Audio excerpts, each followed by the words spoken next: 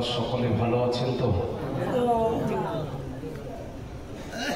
রাত শেষের দিকে ঘুম লাগছে, কিন্তু একটা রাত আল্লাহ এবং তার রাসূলের জন্য কাটাতে হবে। হাদিস শরীফ, ইন্নী লাকাইতু জিবরিল ফাবাশশারানি ফাকাল ক্বালা আল্লাহু তাআলা মান সাল্লা আলাইকা সাল্লাইতু আলাইহি ওয়া মান সাল্লামা আলাইকা সাল্লামতু আলাইহি ফাসাজাদতু লিল্লাহি শুকরা। হাযা হাদিসুল কুদসি। ইন্নাল্লাহা ওয়া মালাইকাতাহু ইউসাল্লুনা আলান নাবিয়্যি ইয়া আইয়ুহাল্লাযীনা আমানু সাল্লু আলাইহি ওয়া সাল্লিমু তাসলিমা। আল কুরআন। আসুন, আমি গুনাহগার নাচিজ, আমার মুখ থেকে কোরআন তথা হাদিসের কথা শোনার পূর্বে যে নবীর মহাব্বতে আপনারা এখানে এসেছেন, যে নবী উম্মতের মায়াতে আজ পর্যন্ত গুম্বাজে খিজরাতে চোখের পানি ফেলছেন, সেই নবীকে আমরা তাহাজ্জুদের রক্তে সালাম শুধু সপ্তগ্রাম সিরিয়ার মাদ্রাসা থেকে আমরা নবীর রওজা পাকে সালামের নজানা পাঠাতে চাই। এতে আপনাদের কোনো অসুবিধা আছে? যদি অসুবিধা না থাকে, আপনারা যারা দূরে আছেন, যারা ঘুমিয়ে আছেন, একটু তুলে দেন, কারণ ঘুমালে তো শয়তান তাদেরকে আরো বেশি ঘুম পড়ানোর জন্য ওয়াসওয়াসা দেয়। এবার ওদের থেকে আপনাদেরও ঘুম লেগে যাবে, ওই জন্য একটু মেহেরবানি করে তুলে দেন। সকলে আমরা উঠে দাঁড়াই। ইয়া নবী সালাম।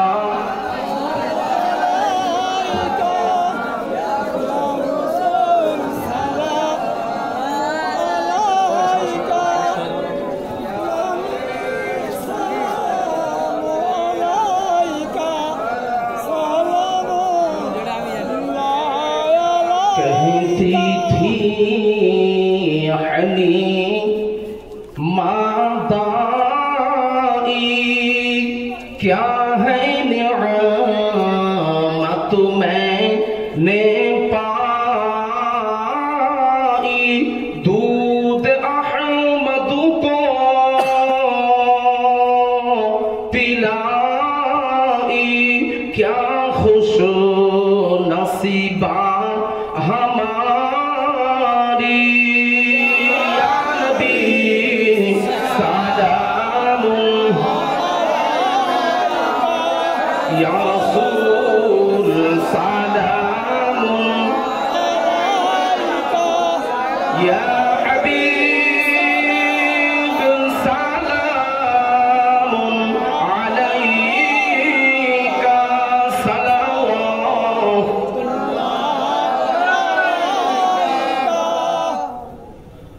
या रसूल अल्लाह, हशर में हमको ओ बचाना।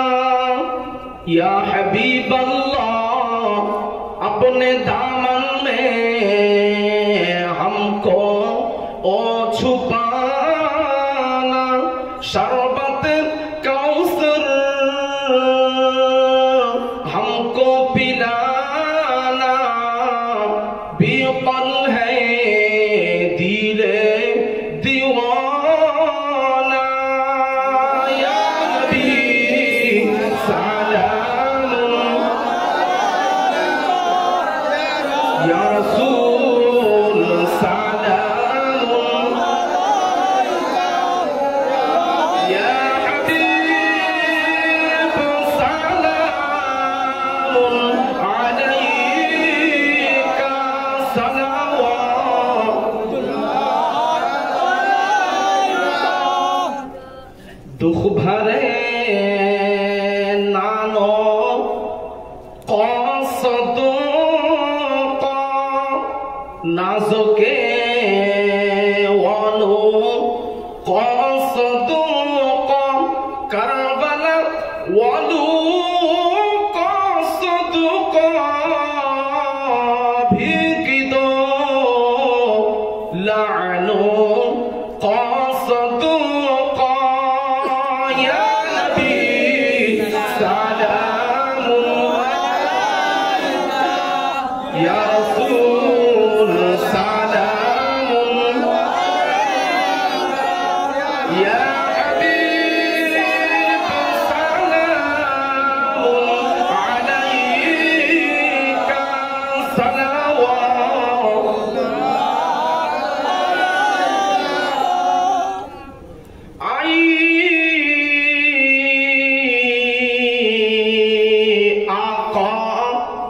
की सवारी किस्मते चमकी हमारी फाइज का दरिया है जारी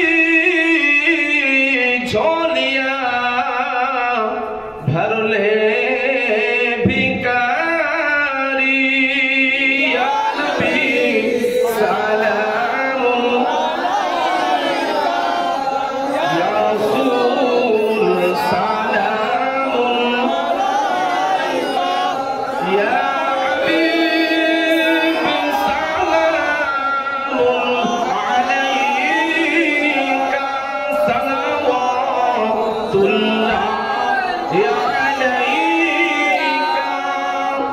السلام دائما أبدا بلغ العلا بكماله كسبت الجاه بجماله وسمعت جميع الاتصالي صلوا عليه.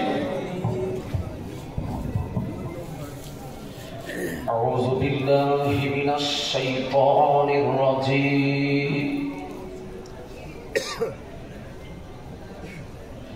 بسم الله الرحمن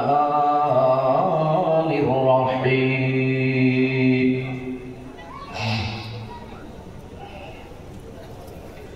سابقوا إلى مغفرة من ربكم وجنة عرضها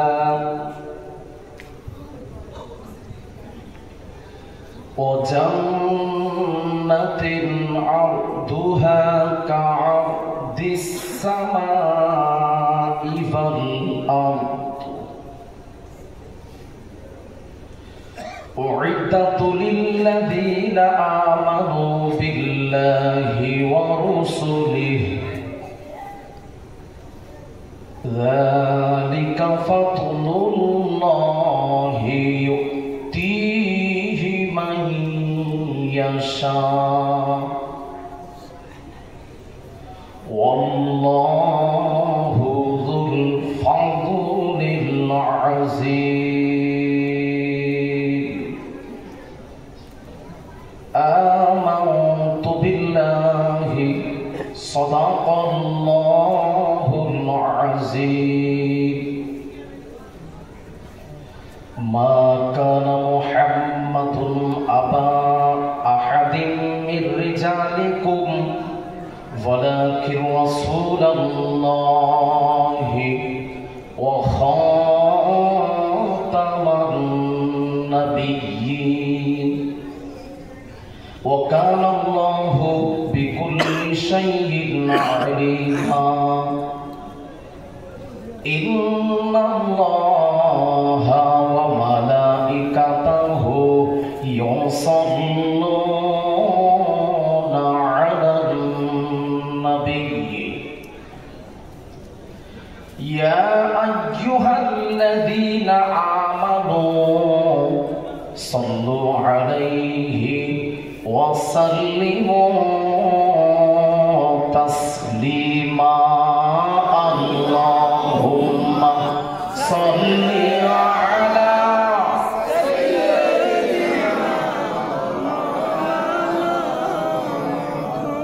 وعلى آل سيدنا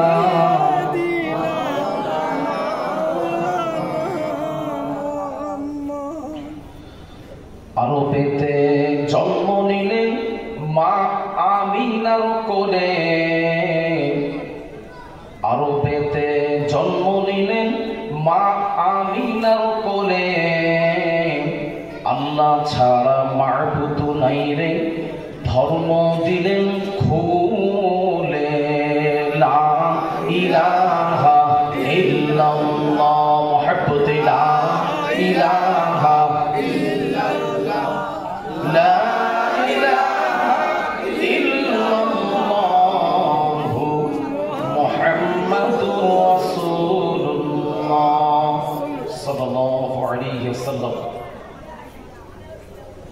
পয়দা হয়ে নূর নবীজি, পয়দা হয়ে নূর নবীজি কিসের সাজদা করিলেন, সাজদায় পড়ে নূর নবীজি উম্মত বলে কাঁদিলেন। আল্লাহুম্মা সাল্লি আলা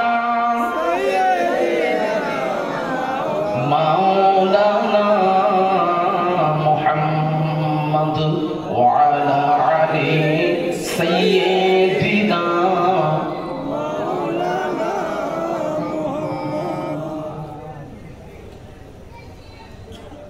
فأعوذ بالله من الشيطان الرجيم. بسم الله الرحمن الرحيم.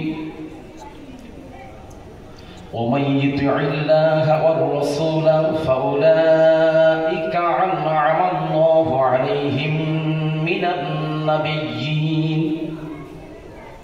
صدق الله العظيم.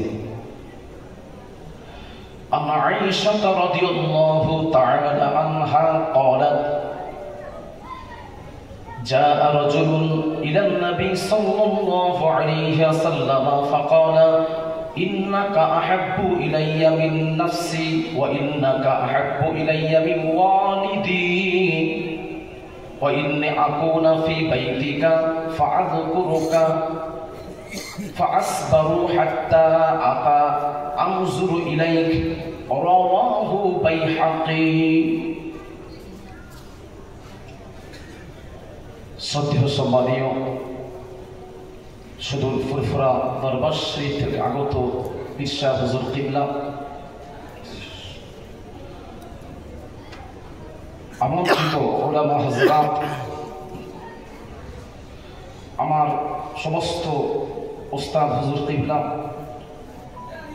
আমার সামনে বসে থাকা বিভিন্ন এলাকা থেকে উঠে আসা দিনদার, ইমানদার, নেককার, আল্লাহওয়ালা আব্বা জানেরা, চাচা জানেরা, নওজোয়ান তরুণ যুবক ভাইয়েরা, কচি বাচ্চারা, পর্দা নশিনা, আমার মা ও বোনেরা, সবাইকে আমি আমার অন্তরের অন্তঃস্থল থেকে জানাই আসসালামু আলাইকুম ওয়া রাহমাতুল্লাহ।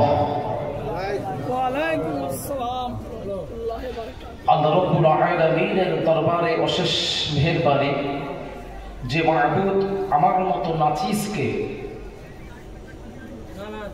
সুবহানাকা লা ইলমা লানা ইল্লা মা আল্লামতানা, আমার কাছে এমন কোনো ইলম নেই যে আপনাদেরকে আমি দেব, তবে আল্লাহ রাব্বুল আলামিন যতটুকু আতা করেছেন ততটুকু।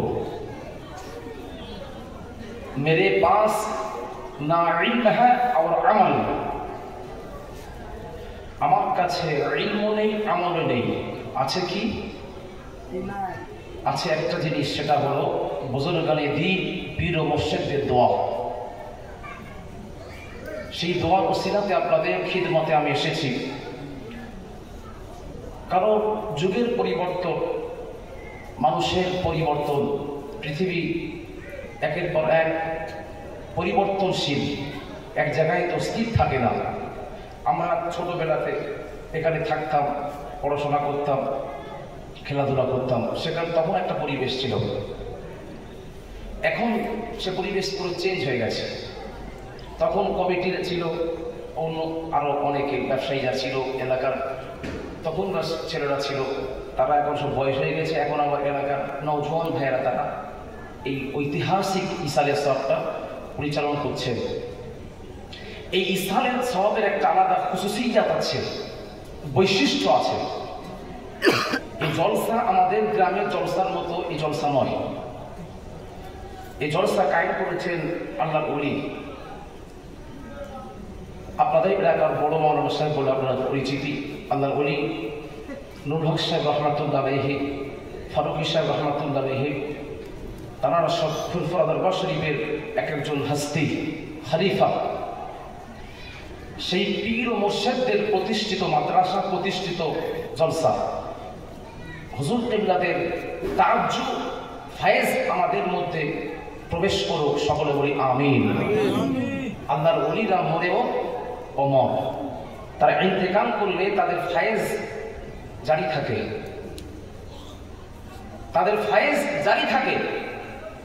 এই জন্য আপনারা যারা এসেছেন অবশ্যই আপনারা হুজুরকে আপনাদের কবর জিয়ারত করেছেন, আলাদা ফায়েজ নিয়েছেন। আর আমরা তো সে জায়গায় পৌঁছাতে পারিনি। আল্লাহর ওলিরা তারা কাশফুল কুবুরের মাকামে পৌঁছে গেছেন। তারা ওলিদের কবরের সামনে দাঁড়ালেই ওই কবরবাসীর কি অবস্থা তারা বুঝতে পারে। সে জায়গা তো আমরা নেই, আমাদের অন্তরের হেদায়েতে নেই।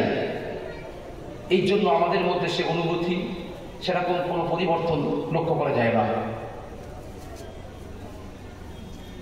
বড় উদ্দেশ্য একটাই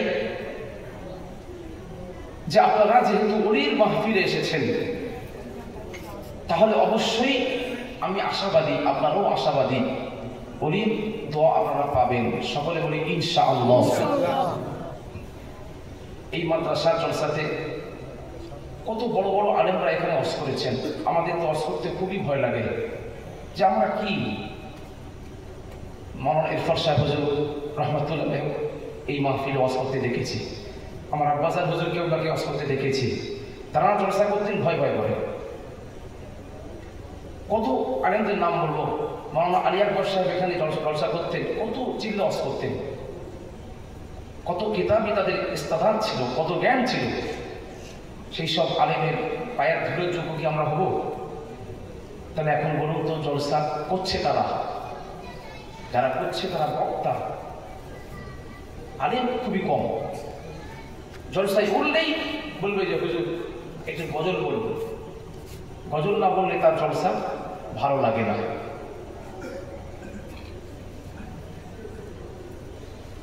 এই জন্য আলেমের যারা আলেম তাদের ওয়াজ শুনবেন, বা এমন আলেমের ওয়াজ শুনবেন, তাহলে আমাদের মধ্যে তাসির হবে, নাহলে সব বেকার। বর্তমান যে পৃথিবীর প্রেক্ষাপট মুসলমানদের, এটা কি ভালো না খারাপ?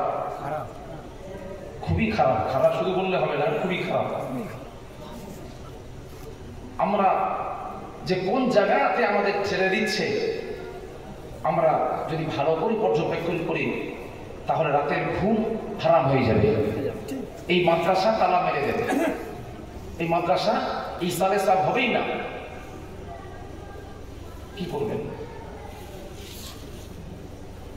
এই জন্য মুসলমানদের পরিস্থিতি খুবই খারাপ। আল্লাহর মাদদ ছাড়া আর আমাদের আন্দোলনের মাঠে নামা ছাড়া কোনো বিকল্প আর রাস্তা নাই। আন্দোলনে নামতে হবে। সকলে তৈরি থাকুন, জেহাদের তামান্না মনের মধ্যে রাখুন, কারণ জেহাদে নামতে হবে, সেরকম বার্তা আমাদের কাছে আসতে চলেছে। আর জেহাদে নামতে গেলে আমি আব্দুল কাদের বললে তো আপনি নামতে পারবেন না, তার জন্য ইমানি পাওয়ার দরকার। ইমানি বলে বলিয়ান হতে হবে, তবেই আপনি নামতে পারবেন। আর ইমানটা কাকে বলে? আমার নবীর ভালোবাসার নামটাই হলো ইমান। আমার নবীকে যে যতটাই ভালোবেসেছেন, তার ইমানের মজবুতি, ইমানের পাওয়া, ইমানের জ্যোতি, ইমানের নূর তত বেশি। তাহলে নবীকে যারা ভালোবেসেছেন তাদের ইমানটা কেমন ছিল একটু আপনাদের সামনে আমি উপস্থাপন করব। তাহলে তাদের ইমানটা শুনলে, তাদের মহাব্বতটা শুনলে আমাদের সেই মহাব্বতের দিকে অগ্রসর হতে সহজ হবে। বাবাজি আমার, আব্বাজারেরা, নওজোয়ান তরুণ যুবক ভাইয়েরা, মা ও বোনেরা, কান্তি খানা করে সুর বলতে গিয়ে মনে পড়ে গেল আমার নবীর সাহাবী, একজন সাহাবী কাঁদতে কাঁদতে দৌড়াতে দৌড়াতে আমার নবীর হুজরার সামনে চলে এসেছেন। আম্মা যারা আয়েশা সিদ্দিকা রাদিয়াল্লাহু তাআলা আনহা হাদিসটা বর্ণনা করছেন। আম্মা জান বলছেন, আমি হুজরাতে অবস্থান করেছিলাম, আমার নবী আমাকে বললেন, ও আয়েশা একটু পর্দা করো। হে সাহাবী, কি ব্যাপার, ভিতরে এসো। বাবাজি আমার ডাকার পরে সাহাবী আমার নবীর আখাযায়ে আদাইহি দুটো হাত দুখানা জড়িয়ে ধরলেন, জড়িয়ে ধরে কান্না কান্নি করছেন, ইয়া রাসূলুল্লাহ, ইয়া হাবিবাল্লাহ, হুজুর, ইন্নাকা আহাব্বু ইলাইয়া মিন নাফসি। হুজুর গো, আমি আমার জানের চাইতে, প্রাণের চাইতে আপনাকে বেশি ভালোবাসি। হুজুর শুধু তাই নয়, তাই নয়, তাই নয়, ওয়া ইন্নাকা আহাব্বু ইলাইয়া মিন ওয়ালিদি। হুজুর গো, আমার পিতামাতার চাইতে আপনাকে বেশি ভালোবাসি। ইন্নী আকুনা ফি বাইতিকা। হুজুর, আমি যখন বাড়িতে থাকি সর্বদাই আপনার কথা স্মরণ হয়। ফাআযকুরুকা, আপনার কথা স্মরণ হয়। হুজুর, আমি থাকতে পারি না। ফামা আসবারু হাত্তা আতান নবী সাল্লাল্লাহু আলাইহি ওয়াসাল্লাম। হুজুর গো, আপনার দরবারে না আসা পর্যন্ত, আপনার চাঁদ মুখখানা না দেখা পর্যন্ত আমার দিলের জ্বলন মেটে না। কি মহাব্বত! নবীকে না দেখা পর্যন্ত অন্তরের জ্বালা মেটে না। সাহাবীর কথা হাদিস পাক।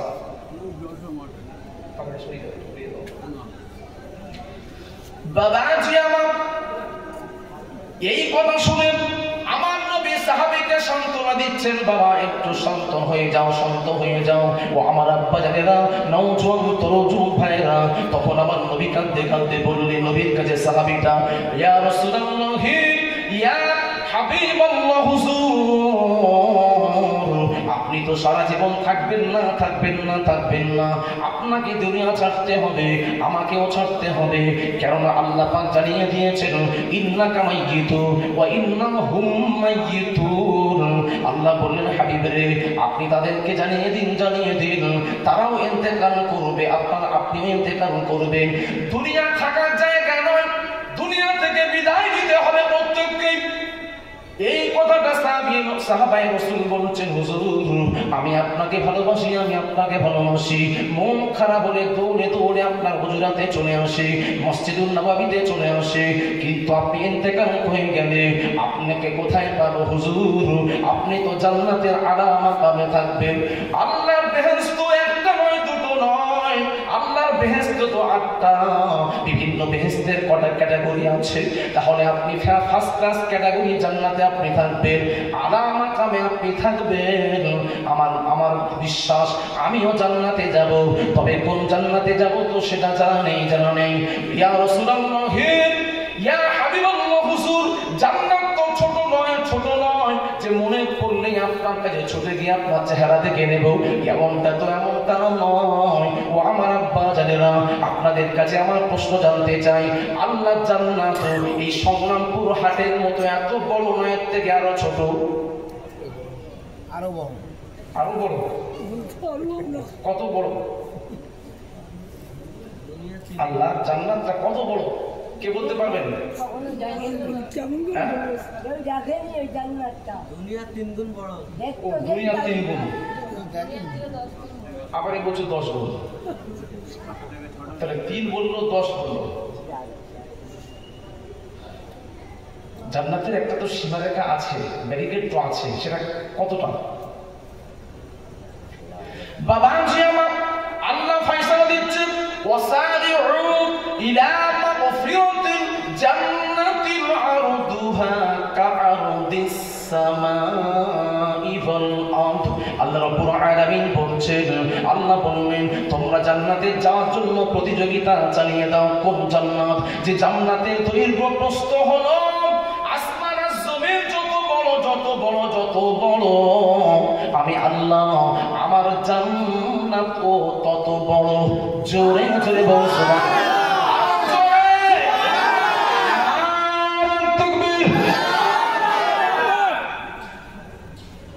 সেই জান্নাতে যাওয়ার জন্য আমাদের প্রতিযোগিতা চালাতে হবে। বাবাজি আমার নবী সাহাবী বলছেন, হুজুর, অত বড় জান্নাতে আমি আপনাকে কোথায় পাবো? আমি আপনাকে তো ছাড়া বাঁচবো না। এই বলে নবী হাত ধরে কান্নাকান্নি করছে। আল্লাহ সব বুঝতে পেরে গেছেন। আল্লাহ জিবরাইলকে বললেন, যাও রে জিবরিল, যাও, চলে যাও। আমার হাবিবের পাগল সাহাবী আমার নবীকে হাত ধরে কান্নাকান্নি করছে।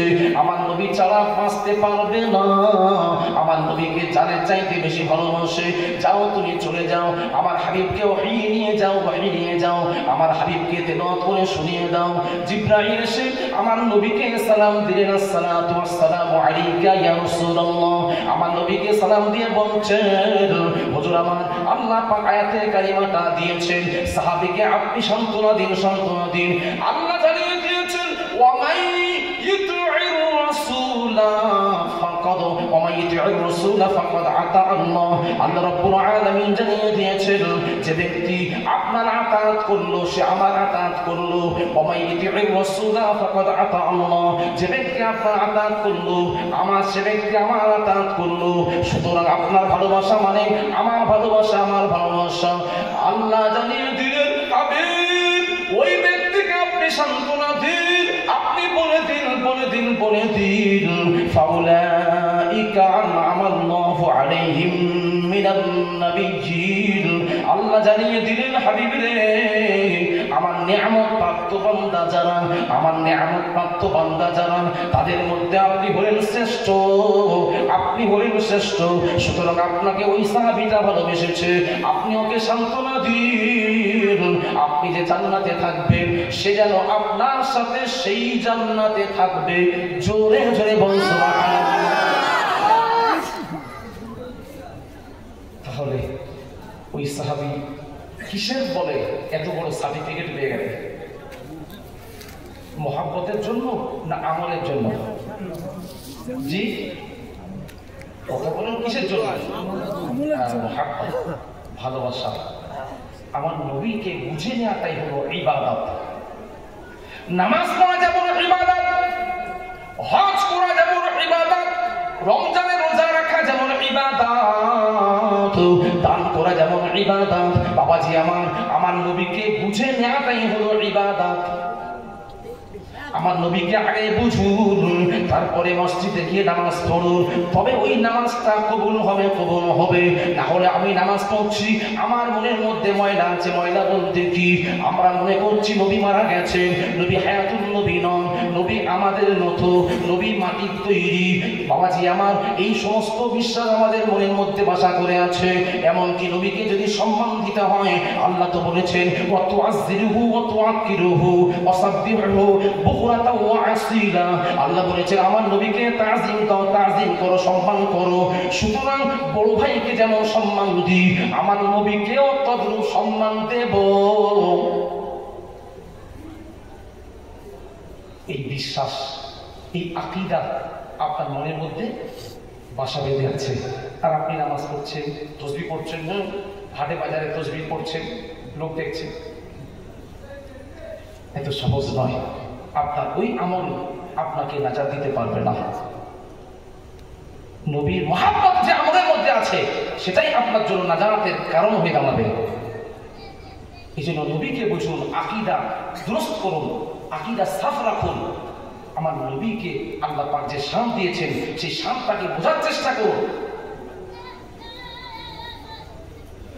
বাবাজি আমার নবীর বড় সাহাবী আবু বকর সিদ্দিক রাদিয়াল্লাহু তাআলা আনহু বলেন, ইয়া রাসূলুল্লাহ, ইয়া হাবিবাল্লাহ হুজুর, আমি আবু বকর, আমি একদিন নয়, দুদিন নয়, 3 দিন পর্যন্ত আমার পেটেতে খাবার যায় না, যায় না, যায় না, পানি খেয়ে খেয়ে আছি। আমার নবী তখন আবু বকরকে সান্ত্বনা দিলেন, ও বাবা আবু বকর, দেখো দেখো আমার পেটেতে কটা পাথর বাঁধা আছে। আমার নবী পাথর থেকে আবু বকর চুপ করে গেছে। আবু বকর একটাই কথা বললেন, আবু বকর বললেন, ইয়া রাসূলুল্লাহ, ইয়া হাবিবাল্লাহ হুজুর, আপনার দেখার পরেতে আমার পেটে যে ক্ষুধা তাড়না ছিল, আপনার দেখার পরেতে আমার পেটের ক্ষুধা নিবারণ হয়ে গেছে। সাহাবীদের মহব্বত, নবীকে দেখলেই পেটের ক্ষুধা চলে যায়।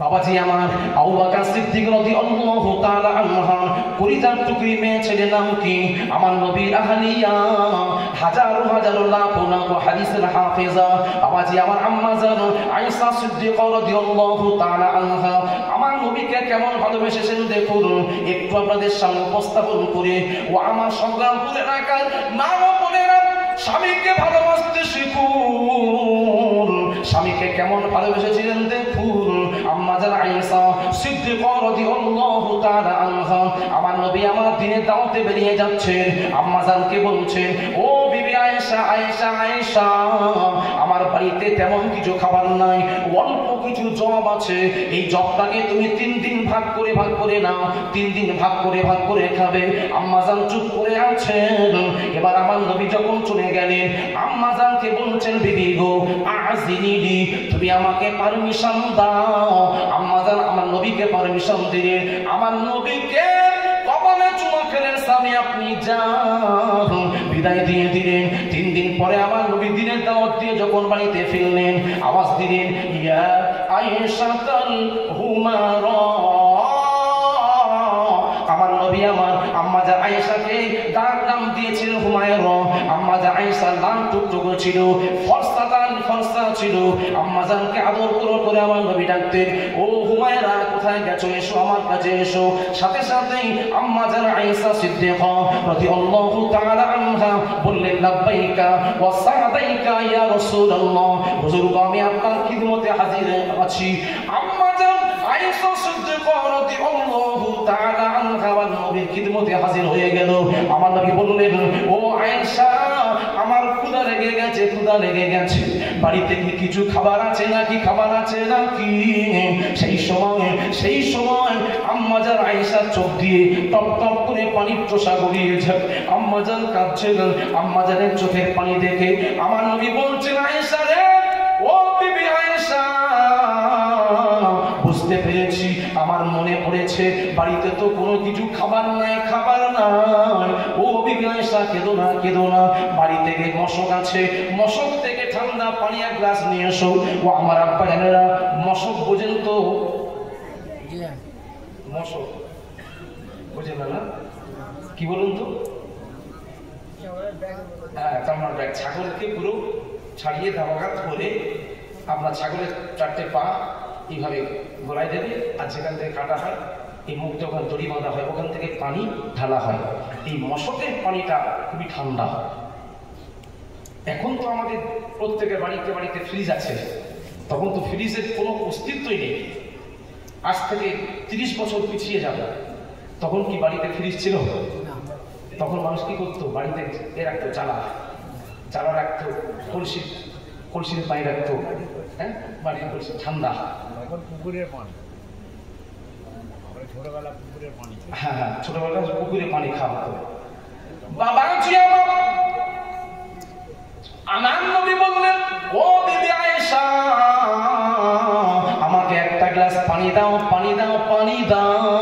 আমার নবীর জন্য বাবাজি আমার মশক থেকে 1 গ্লাস পানি দিলেন আমার নবী আমার পানিটা 3 ঢোকে পান করলেন পানি পান করার পরে গ্লাসটা যখন আম্মা জান আয়েশার হাতে দিচ্ছেন আম্মা জান আয়েশা তখন পর্যন্ত কাঁদছেন আমার নবী বললেন আয়েশা গো কেঁদো না বাড়িতে কিছু নাই আমি জানি ইন্নাল্লাহা রাজ্জাকুল কুওয়াতিল মাতিন আল্লাহ হলেন উত্তম রিজিক দাতা আল্লাহর পক্ষ থেকে রিজিকের ব্যবস্থা হয়ে যাবে আয়েশা কেঁদো না এই আম্মা জান আয়েশার চোখটা মুছে দিলেন আমার নবী আমার কব্বিল ওয়াজহাইহি এমুকে একটা চুমা দিলেন কিছুক্ষণ পরে আম্মা জান ঘরের মধ্যে গিয়ে ওই পোটলাটা ওই থলেটা নিয়ে আমার নবীর হাতে তুলে দিলেন আমার নবী খুলে দেখলেন আমি যেমন জব দিয়ে গেছিলাম তেমন জবটা আছে আমার নবী বললেন আয়েশা গো আমি তো তোমাকে 3 দিন খাওয়ার জন্য ভাগ করে দিয়ে গেছিলাম তুমি 3 দিন তাহলে কি খেয়েছিলে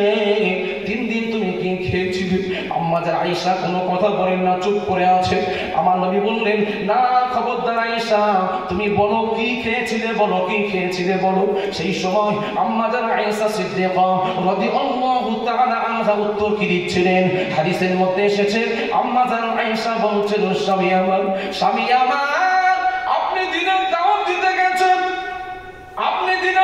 দিতে গেছেন, কাফেররা আপনার সঙ্গে কেমন আচরণ করছে আমি জানি না। আপনি ঠিক মতো ঘুমাচ্ছেন কি ঘুমাননি, ঠিক মতো খাচ্ছেন কি খাচ্ছেন না। হুজুর আপনার চিন্তাতে আমার পেটে ক্ষুধা লাগে না, লাগে না, লাগে না। যখন একটু ক্ষুধা লাগে আমি বিসমিল্লাহির রহমানির রহিম বলে পানি পান করে নিতাম, আল্লাহ পাক আমার পেটের ক্ষুধা নিবারণ করে দিতে। কি কথা দেখেন, স্বামী আপনি আপনার অনুপস্থিতিতে আমার ক্ষুধা লাগে না, এটা কি মহাব্বতের কথা নয়? আমাদের স্ত্রীরা এরকম ভালোবাসে তো? কি বলেন? আপনার তো কলকাতায় যান, হ্যাঁ সপ্তাহে আসেন, শনিবার আসেন, ফের সোমবার চলে যান, পুরো এক সপ্তাহ বাজার গোশ মাছ ডিম যা লাগে পুরো দিয়ে যান। আর সব সপ্তাহে তো একই কাজ হয় না, কোন ক্রমে যদি সপ্তাহ থেকে না কাজ হয় আপনি কি করবেন? সপ্তাহ মাঝখানে ফিরে আসতে হয়, তারপরের দিন সকালে উঠলেই আপনাকে আবার ব্যাগটা ধরিয়ে দেয়, বাজার করলেই তবে খাওয়া। আরে আমি এক সপ্তাহ তো বাজার করে গেছি, পরে সব নাই, শেষ। তাহলে আমাদের স্ত্রীদের বৈশিষ্ট্য এমন, তারা স্বামী না থাকলে আবার বেশি খায়। আর আমাদের আয়েশা স্বামী ছাড়া খেতেন না, পেটে ক্ষুধাই রাখতেন না। তাহলে এটা কি মহাব্বতের পরিচয় নয়? বাবাজি আমার আব্বাদেরা নওজোয়ান তরুণ ভাইয়েরা ও আমার মা ও বোনেরা কান্তি খানা করে শুনুন। এবার আমার নবী বললেন, আয়েশা গো, আয়েশা গো, এরকম তুমি না খেয়ে থাকবে না, থাকবে না, থাকবে না, কেননা তুমি জীর্ণ হয়ে যাবে, অসুস্থ হয়ে যাবে, দুর্বল হয়ে পড়বে। আয়েশা এমন করবে না, করবে না। আয়েশা গো আজকে আমি আর তুমি পেট ভরে রুটি খাবো, রুটি খাবো। ও আয়েশা তুমি চাতাটা নিয়ে এসো। বাবাজি আমার চাতা বোঝেন তো? এখন আর সব নেই। আমি সেদিনে বাঁকুড়াতে গিয়েছিলাম, বাঁকুড়া জলসা করতে যাচ্ছি, একটু আগে গেছি, দেখলাম যে ঢেকির আওয়াজ হচ্ছে, ঢেকি। আমি আবার নেমে দেখলাম যে ছোটবেলায় আমরা ওই ঢেকির কি হতো, তারপরে চিড়ে, হ্যাঁ আমার খুব ভালো লাগে, সত্যি বলছি যে পুরোনো দিনের জিনিসটা আমার চোখের সামনে মিলল। তবে আমাদের বাড়িতে এখন আর ওই জাতা টাতা নেই, এখন সব মেশিনে হয়ে যাচ্ছে না। আম্মা জান আয়েশা সিদ্দিকা রাদিয়াল্লাহু তাআলা আনহা জাকাটা আমার নবীকে দিলেন। আমার নবী আমার ঘোরাচ্ছেন, আম্মা জান আস্তে করে জবটা ঢালছেন। বাবাজি আমার মেশিনের মতো মিহি হচ্ছে না, ছিবড়ে হচ্ছে। ওই আটা দিয়ে চিংড়ি খুব ভালো লাগে। আম্মা জান আয়েশা কি করলেন, যখন সমস্ত হয়ে গেল আম্মা জান আয়েশা খামির বানতে শুরু করলেন। আমার নবী বললেন, আয়েশা গো খামিরটা আমি তৈরি করছি, আমার 3 দিন ঠিক মতো গোসল হয় না, আমার জন্য গোসলের ব্যবস্থা করো। কুয়ো থেকে তুমি পানি তুলে রেডি করো। আম্মা জান আয়েশা কি করলেন, নবীর জন্য পানি তুলতে শুরু করলেন। আমার নবী আমার আটাটা খামির বানালেন, খামিরের গোলা করে রেডি করলেন। গোসল করে এসে বাবাজি আমার গরম তুলবে আর খাবে, গরম খাওয়ার জন্য রেখে দিলেন। আম্মা জান আয়েশা নবীর জন্য পানি তুললেন, বর্তন ভর্তি করলেন। বাবাজি আমার ভর্তি করার পরেতে চৌকি বসালেন। আরবের আমাদের ভূমি হলেন সমতল ভূমি, আরবের ভূমি হলো উঁচু নিচু পাথরের এলাকা, মাটির অস্তিত্ব নাই। আম্মা জান আয়েশা চৌকিটা বসাতে পারছেন না, হিলছে। ও আমার আব্বা জানেরা চৌকি বোঝেন তো, বড় পীরের মতো আগেকার সব দেখাশোনা হলে দড়ি যে দেয়া হতো, ওখানে বসে উঁচু করবে, করবে। এখন আর টুরিস নাই, যা আসবে না সরাসরি ঢেকে যাবে, কোনো পর্দা নাই। বাবাজি আমার হাদিসটা আপনি কোথায় পাবেন? মানাকিব জাওজিন নবী নবী সাল্লাল্লাহু আলাইহি ওয়াসাল্লাম মিসকাতুল মাসাবি শরীফের একেবারে শেষের দিকে পেয়ে যাবেন আম্মা জান আয়েশার বৈশিষ্ট্য কি ছিল। ও আমার আব্বা জানেনা আম্মা জান আয়েশা কি করলেন, চৌকিটা রেডি করছেন, আমার নবী আমার জয়তুন তেল মাথায় দিলেন, নবীর চুলটা ছিল বড় চুল, সুন্নতি চুল। বাবাজি আমার আম্মা জান আমার নবী আমার তাড়াতাড়ি করে চৌকিতে বসে পড়েছেন, চৌকির পিছনে পায়াটা উঁচু ছিল, আম্মা জানের বাম পায়ের বুড়া উল্টা চৌকির পায়ের নিচে ছিল। আমার নবী না বুঝতে পেরেছেন, আমার নবী যখন এইভাবে বসে পড়েছেন চৌকির পায়াটা আম্মা জানের বুড়াগুলোর উপর পেস্ট হয়ে গেছে, আম্মা জানের পাটা খেতে গেছে। ও আমার আব্বা জানেরা পুরুষদের তুলনায় মা বোনেদের পাটা নরম হয়, আম্মা জানের পাটা খেতে গেছে, আম্মা জান কষ্ট সহ্য করে আছেন, তবু নবীকে উঠতে বললেন না। ওই অবস্থাতে বাবাজি আমার লোটা নিয়ে মাথায় পানি ঢালছেন, মাথা রোগড়ে দিচ্ছেন, পিঠ রোগড়ে দিচ্ছেন। বাবাজি আমার পানিটা বয়ে বয়ে যখন রক্ত সঙ্গে ওই পায়ের সঙ্গে মিশ্রিত হয়ে গিয়ে পানির রংটা লাল হয়ে গেল, আমার নবীর চোখটা পড়ে গেছে পানির দিকে। আমার নবী বলছেন, ও বিবি আয়েশা দেখো দেখো দেখো আমার পিঠে হয়তো কোথাও কেটে গেছে। না ইয়া রাসূলুল্লাহ আপনার পিঠে কোথাও কাটে না কাটে না কাটে না। আম্মা জানের কথাটা কাঁদো কাঁদো অবস্থায় হয়েছিল, আস্তে আস্তে হয়েছিল। হাদিস পাকের মধ্যে এসেছে ফা বালিয়া ওয়াজহু, আমার নবী আমার আম্মা জান আয়েশার দিকে এইভাবে ঘুরে দেখলেন, আম্মা জান আয়েশার চোখ দিয়ে পানি আসছে। আম্মা জান আয়েশাকে আমার নবী বললেন, মা ইয়াবুকিকে ইয়া আয়েশা, আয়েশা গো তুমি কাঁদছো কেন, কি হয়েছে বল। না ইয়া রাসূলুল্লাহ কিছু হয়নি। না তোমার চেহারাটা মলিন কেন, কি হয়েছে বলো। সেই সময় আম্মা আয়েশা বললেন, স্বামী আমার আপনার শরীরে কোথাও কাটে না কাটে না, আপনার জন্য আমি চৌকি রেডি করছিলাম, চৌকিটা ঠিক মতো বসাতে পারলাম না, আপনি সরাসরি এসে বসে পড়েছেন। চৌকির পিছনে পায়াটা উঁচু ছিল, চৌকির পিছনে পায়ের নিচেতে আমার বাম পায়ের বুড়া আঙুল ছিল, আপনি বসার সাথে সাথে আপনার শরীরে যত ওজন ছিল, যত ওয়েট ছিল, সমস্ত ওয়েটটা পেস্ট হয়ে গিয়ে আমার পাটা খেতে গেছে, পাটা খেতে গিয়েছে, ওই জন্য পা থেকে রক্ত বেরোচ্ছে। আমি আপনাকে গোসল দিচ্ছিলাম, গোসলের পানিটা আমার পায়ের সঙ্গে মিশ্রিত হয়ে গিয়ে পানির রংটা লাল হয়ে গেছে।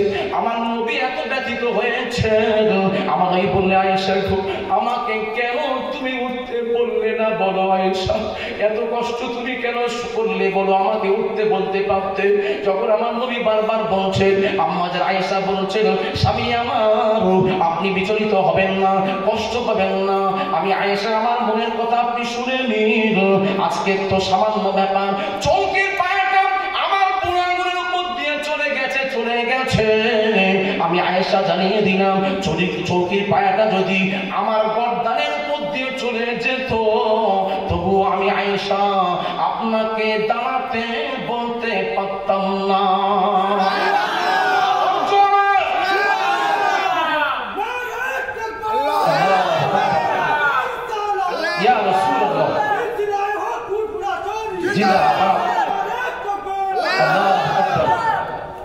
বুঝতে পারলেন স্বামীকে কি সম্মান, কি রেসপেক্ট। আমার নবী বললেন, আমার নবী তখন বললেন, আয়েশা গো তুমি আমাকে বলতে পারতে, উঠে দাঁড়াতে বলতে পারতেন। সেই সময় মাজান বলছেন, স্বামী আমার আপনাকে কষ্ট দেওয়া মানে আল্লাহকে কষ্ট দেওয়া, আমি কোনো মতে আপনাকে বলতে পারি না পারি না পারি না। আমার নবী খুবই ব্যথিত হয়েছেন, কষ্ট পেয়েছেন। আমার নবী বললেন, আয়েশা গো তোমার পাটা দেখি আমাকে দাও। আম্মা জান আয়েশা দেবেন না, আমার নবী শুনবেন না, দেখি তোমার পা কোথায় ফেলে গেছে। আমার নবী আম্মা জান বলছেন, স্বামী আমার পায়েতে আপনি হাত দেবেন না দেবেন না দেবেন না। সেই সময় আমার নবী বললেন, আয়েশা গো এমন কথা বলো না বলো না, আল্লাহ পাক জানিয়ে দিয়েছেন, হুন্না লিবাসুল লাকুম ওয়া আনতুম লিবাসুল লাহুন্না। স্বামী হলো স্ত্রীর পোশাক, স্ত্রী হলো স্বামীর পোশাক। সুতরাং বিবি গো দূরত্ব সৃষ্টি করো না, সংকুচিত করো না, পাটা আমাকে দিয়ে দাও দিয়ে দাও। আম্মা যারা অবশেষে পাটা দিলেন, আমার নবী আমার বিসমিল্লাহির রহমানির রহিম বলে লাভ খানা নিয়ে আম্মা জানের বুড়া আঙুলে বুড়িয়ে দিয়েছেন, লাগিয়ে দিয়েছেন। লাগিয়ে দেওয়ার সাথে সাথে বাবাজি আমার ম্যাজিক মলম কাজ করতে দেরি হয়, আমার নবীর থুতু কাজ করতে করতে দেরি হলো না, দেওয়ার সাথে সাথে মুহূর্তের মধ্যে রক্ত বন্ধ হয়ে গেল, যন্ত্রণা বন্ধ হয়ে গেল। জোরে জোরে বল সুবহানাল্লাহ।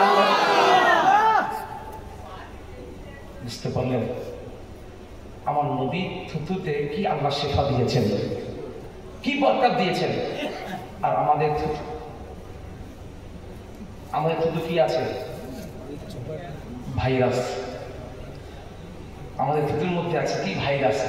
কোভিড-19-এ থুতু যেখানে সেখানে ফেলা যাবে না, কাশ নেই, দূরে সরে যায়। হ্যাঁ, গাল থেকে যেগুলো বেরোবে সবই ভাইরাস। আর আমার নবীর গাল থেকে যেটা বেরিয়েছে সেটাই কি? শেফা। সেটা শিফা।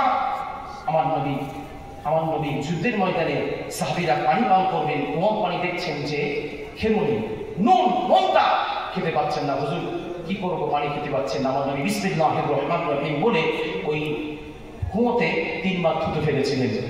সেই কুয়োটা আজ পর্যন্ত আমরা জিন্দা রেখে দিয়েছে। ওই কুয়োর নাম হচ্ছে বীরে শিফা। ওই কুয়ার পানিটা সঙ্গে সঙ্গে মিষ্টি হয়ে গেছে। যদি বলুন না সুবহানাল্লাহ। নবীর থুতুর মধ্যে কি শেফা। এই কথা বলতে গিয়ে তোয়া সিদ্দিকী সাহেব একটা ওয়াজ করতে বলেছিল, বাবা তোমাদের কিছু যে সাপে কামড়ায় তাহলে কোথাও যেতে হবে না, আমি তোহা আমার কাছে আসবে। সেটা বড় জানেন তো, জানেন তো, হ্যাঁ ইউটিউবার তো এরা কেটে ছোট করে দিয়েছে।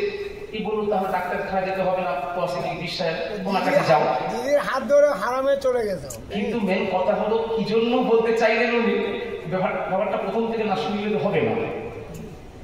উনি আবু বকর সিদ্দিকীর উদাহরণ দিচ্ছিলেন যে আমার নবী আবু বকর সিদ্দিকীর পায়েটা যখন সাপ দংশন করেছিলেন, আমার নবী থুতু দিতে গলে গিয়েছিল, বিষ পানি হয়ে গেছিল। এরকম একটা কথা বলতে বলতে উনি ওই পর্যন্ত এসে গিয়েছিলেন। আর ব্যাস ওই পর্যন্ত কেটে দিয়েছে। এবার ওই নিয়ে তোর বর্ষা করে মিডিয়াতে, এই দেখো তোয়া সিদ্দিকী বলছে আমার কাছে আসো, হাসপাতালে যেতে হবে না, আমি থুতু দিলে সেরে যাবে। ব্যাপারটা বুঝতে হবে। দরুদ শরীফ আল্লাহুম্মা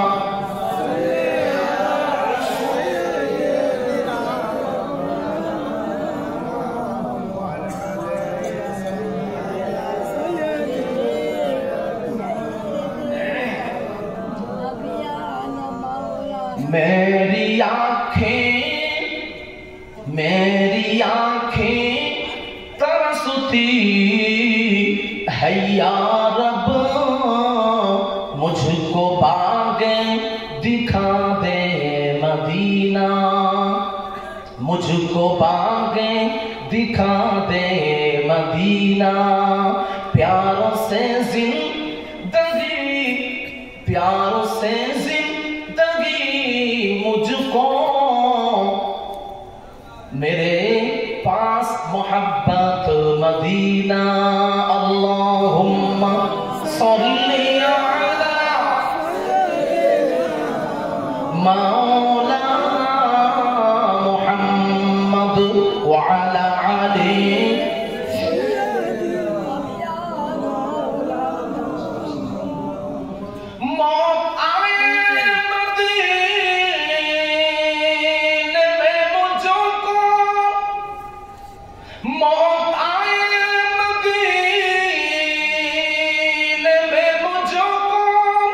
जानो निकले दरे मुस्तफा पर, आरज़ू है मेरी आरज़ू को दस्त रहमत से दुल्हन बना दे। ला इलाहा इल्लल्लाह, जोरे जोरे ला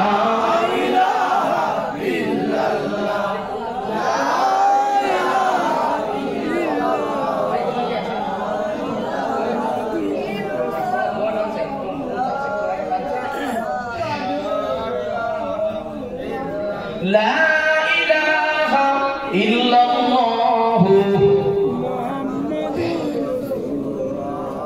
আমার আব্বাদেররা নওজোয়ান তরুণ যুবক ভাইয়েরা মা ও বোনেরা কান্তি কামনা করে শুরু নবীকে ভালোবেসেছেন সাহাবা হুজুররা। তাদের ভালোবাসা থেকে আমাদের শিক্ষা নিতে হবে। নবীর মহাব্বত যদি অন্তরে না আছে, আপনি জিহাদের ময়দানে যেতে পারবেন না। বাবাজি আমার বর্তমান পরিস্থিতি খুবই খারাপ, আমাদেরকে পরিস্থিতি সেরকম হলে জিহাদের ময়দানে নামতে হবে, ঠিক কিনা বলুন? নামতে হবে, তৈরি থাকুন। কিসে তৈরি? ঈমানের বলে, ঈমানের বলে তৈরি থাকুন।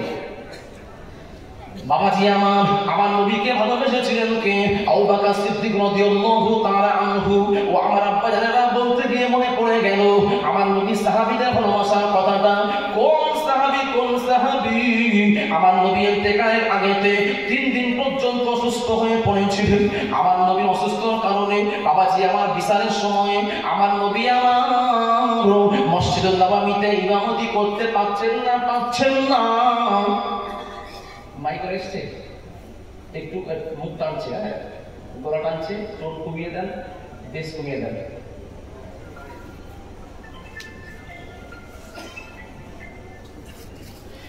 বাবাজি আমার আব্বা জানেনা আমার নবী আমার বিচারের সময় যখন অসুস্থ হয়ে গেছিলেন, আমার নবীর অনুপস্থিতির কারণে বাবাজি আমার সাহাবীরা কাকে ইমাম মেনেছিলেন? আবু বকর সিদ্দিক রাদিয়াল্লাহু তাআলা আনহুকে ইমাম মেনেছিলেন। একদিন নয়, দুদিন নয়। ও আমার আব্বা জানেরা, নওজোয়ান তরুণ যুবক ভাইয়েরা, মা ও বোনেরা কান্তি ঘন করে শুনুন, আমার নবী আমার অনুপস্থিতির কারণে আবু বকর কত ওয়াক্ত নামাজের ইমামতি করেছিলেন আপনাদের কাছ থেকে জানতে ইচ্ছুক। আমার নবীর অনুপস্থিতির কারণে 3 দিন আমার নবী অসুস্থ ছিলেন। ইন্তেকালের পূর্বে মসজিদে নববীতে ইমামতি করতে পারলেন না। সেই সময় আবু বকর ইমামতি করেছিলেন কত ওয়াক্তে নামাজের? বলুন, কার জানা আছে? জি কি বলছি? 100 কি বলবো? পিছন থেকে বলুন যে আমার নবীর অনুপস্থিতির কারণে আবু বকর মসজিদুল নববীতে কত ওয়াক্তে নামাজের ইমামতি করেছিলেন? জানা নেই? আর জানা নেই, আপনি বলুন। তার বলে দেবো। বাবাজি আমার আব্বা জানেরা, নওজোয়ান তরুণ যুবক ভাইয়েরা, মা ও বোনেরা, কান্তিখানা করে শুনুন। আবু বকর সিদ্দিক রাদিয়াল্লাহু তাআলা আনহু আমার নবীর অসুস্থতার কারণে 1 ওয়াক্ত 2 ওয়াক্ত নয় 17 ওয়াক্ত নামাজে ইমামতি করিয়েছিলেন। 17 ওয়াক্ত নামাজ পড়িয়েছিলেন। নবীর মেহরাবে দাঁড়াতে পারছেন না। আমার নবী যেখানে দাঁড়িয়েছেন আবু বকর সেই জায়গাটা খালি রেখে পিছনে দাঁড়িয়ে চোখের পানি নিয়ে, পানি ভরা নিয়ে বাবাজি আমার নামাজ পড়ছেন। আমার নবী সাহাবীরা যে নবীকে 1 ওয়াক্ত না দেখলে থাকতে পারতেন না, সেই নবীকে 1 দিন নয়, 2 দিন নয়, 3 দিন পর্যন্ত দেখে না। তাদের মনের মধ্যে কত কষ্ট। চোখে পানি ভরা নিয়ে, চোখের পানি নিয়ে নামাজ পড়ছেন আবু বকরের পিছনে, কিন্তু লক্ষ্যটা আছে কোথায়? আমার নবীর হুজুরার দিকে। ও আমার আব্বা জানেরা, আমার নবী বাবাজি আমার মদিনা শরীফের কিবলা যেদিকে পড়ে তার ঠিক বাম হাতে আমার নবীর হুজুরা, বাবাজি আমার সাহাবা হুজুরা নামাজ পড়ছেন। বারবার ঘুরে তাকাচ্ছেন। আমার নবী আমার যিনি ইন্তেকাল করেছিলেন ওই দিনটা হলো ইয়াউম ইসমাইল, সোমবার দিন বেলা 9টার সময় ইন্তেকাল করেছিলেন। ওই সোমবার দিন ফজরের সময় আমার নবী শরীরটা সুস্থতা বোধ হলো। আমার নবী কি করলেন? একা উঠে দাঁড়ালেন।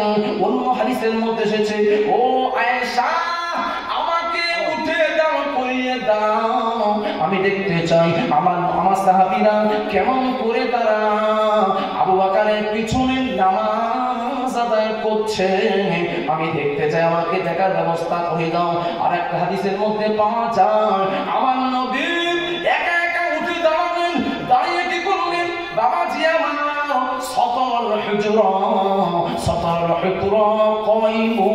আমার নবী আমার দাঁড়িয়ে হুজুর আমাকে সাতারটা সরিয়ে দিলেন, পর্দা সরিয়ে দিলেন। আমার নবী হুজুরাতে বাবাজি আমার দরওয়াজা ছিল না, চামড়ার একটা পর্দা ঝোলানো ছিল, ওই পর্দাটা সরিয়েছেন। আমার নবী সাহাবিয়া বলছেন নাযারা ইলাইনা, আমার নবী আমাদের দিকে তাকালেন। আমরা সঙ্গে সঙ্গে আমার নবীর দিকে তাকালাম।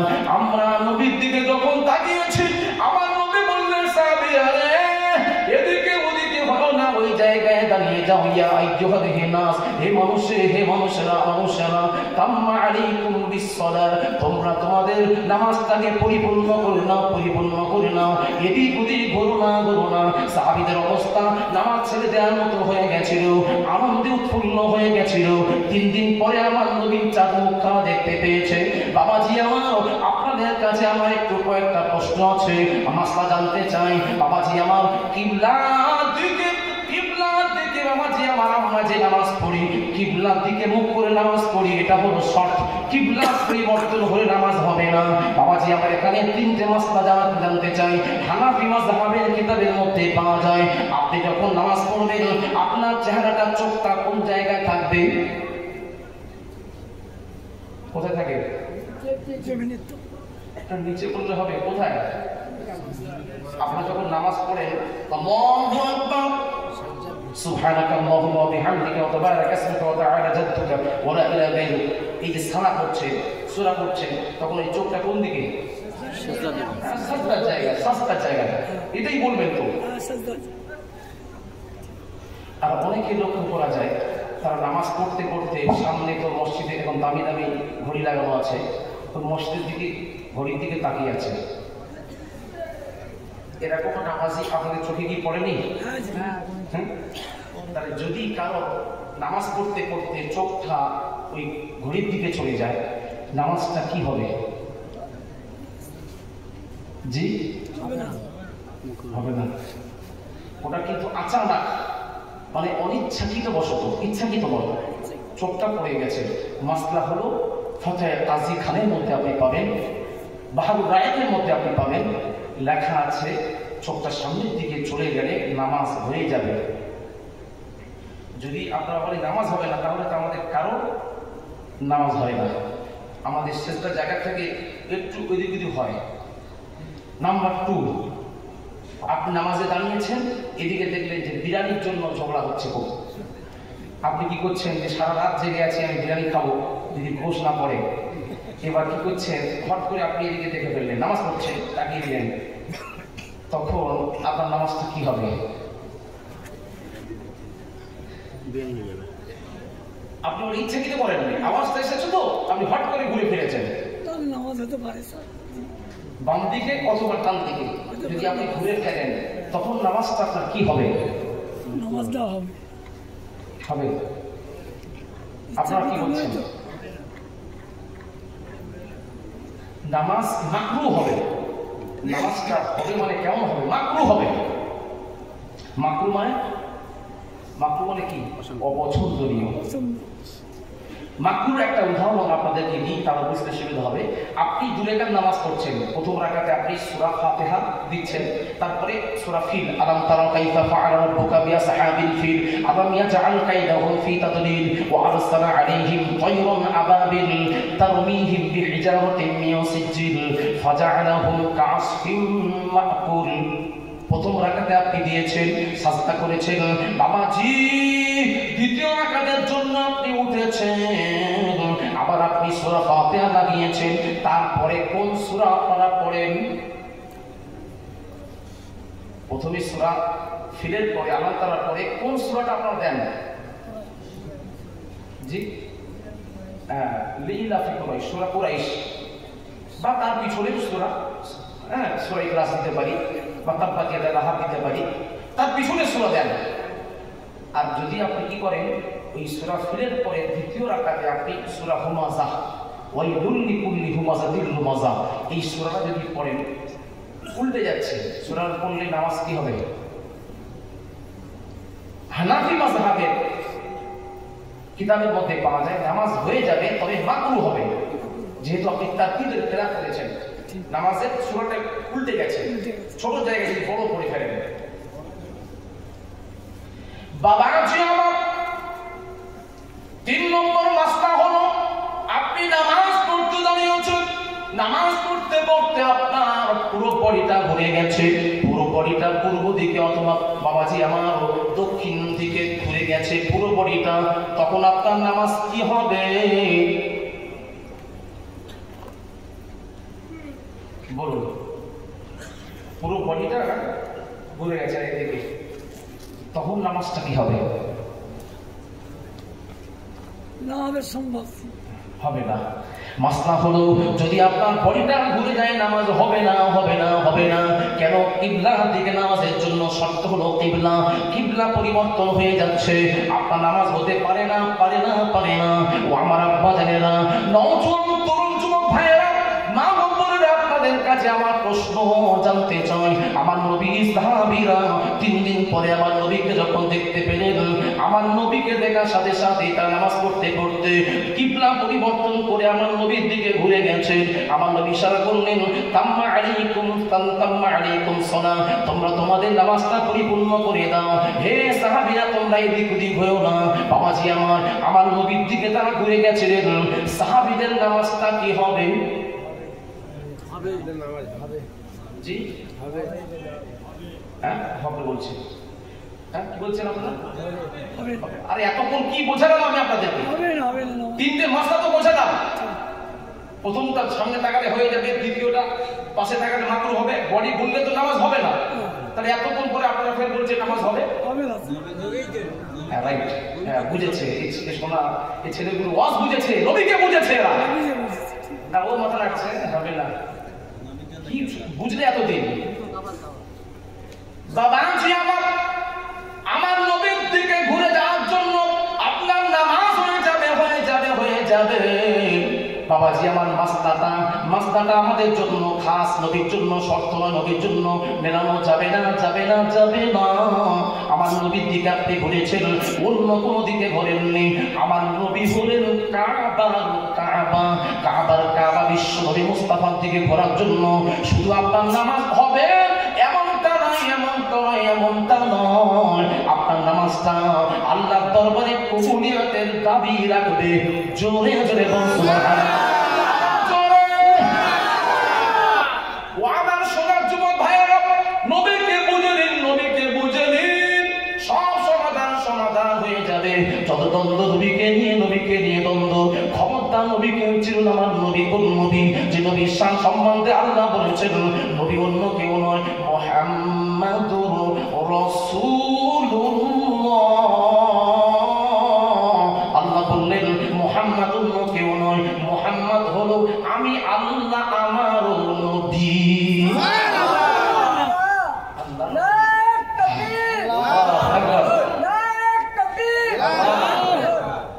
বুঝতে পারলেন? নবী আল্লাহ বলছে আমার নবী। বাবাজি আমরা ইবাদত করি মাহবুদের আল্লাহর ইবাদত বান্দা করে। আল্লাহ বলল আমি কেবল চুপ করে আছি এমনটা নয়, আমি কেবল বসে আছি এমনটা নয়, আমি আল্লাহ, আমারও ইবাদত আছে। আল্লাহর ইবাদতটা কি? আল্লাহরও একটা ইবাদত আছে, ডিউটি, দায়িত্ব আছে। সেটা কি? নামাজ। বাবাজি আল্লাহ বলছেন আমারও একটা ইবাদত আছে, সেটা অন্য কিছু নয়, সেটা হলো কি? ইউসাল্লুনা আলান নবী, আমার নবীর উপর দরুদ পাঠ করাটা আমি আল্লাহ, আমার ইবাদত। জোরে জোরে বলুন। ও আমার আব্বা জানেরা, নওজোয়ান তরুণ যুবক ভাইরা, মা ও বোনেরা, আমরা কসম খাই কার? কসম কাটি কার? আল্লাহর কসম কাটি। আল্লাহ ছাড়া অন্য কারোর নামের কসম কাটা যাবে না। আমরা কি অন্য কারোর নামের কসম কাটি? আমরা খালি বলি আল্লাহর কসম। এছাড়া আর কোনো কসম খান না তো? বাপের কসম খান না? মার কসম? আমার কসম চলে। হ্যাঁ খায়, কথা বলছে খায় না। তাহলে আল্লাহ ছাড়া অন্য কসম খাচ্ছেন আপনারা, দালার কসম খাচ্ছেন। এই সমস্ত কসম খাওয়াটা কাবিরা গুনাহ। কি গুনাহ বললাম? কাবিরা গুনাহ। কসম যদি খেতে হয় আল্লাহর নামে কসম কাটুন। বাবাজি আল্লাহ রাব্বুল আলামিন বলছেন আমি অন্য কারোর কসম কাটি না। আল্লাহ রাব্বুল আলামিন বলছেন, আল্লাহ কোরআনের মধ্যে আল্লাহ ঘোষণা করে দিয়েছেন আল্লাহু ইয়ামাহু।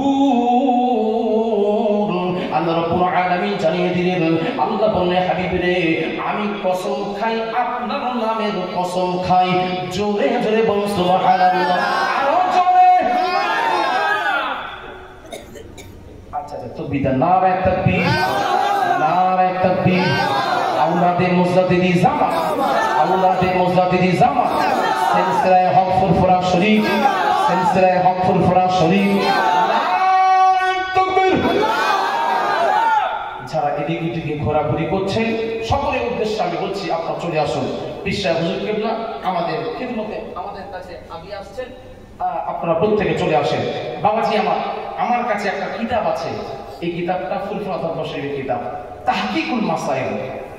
আমার আব্বাজান হলেন মুফতি আজম মির্জা হুজুর কিবলার খলিফা। মেজর হুজুর কিবলা বলতেন, আব্বাজান লিখতেন, কখনো নিউ মার্কেটে, কখনো দরবারে। এই কিতাবটা আপনাদের কাছে খুবই জরুরি বর্তমান প্রেক্ষাপটে, কেননা কোনগুলো করা চলবে, কোনগুলো চলবে না।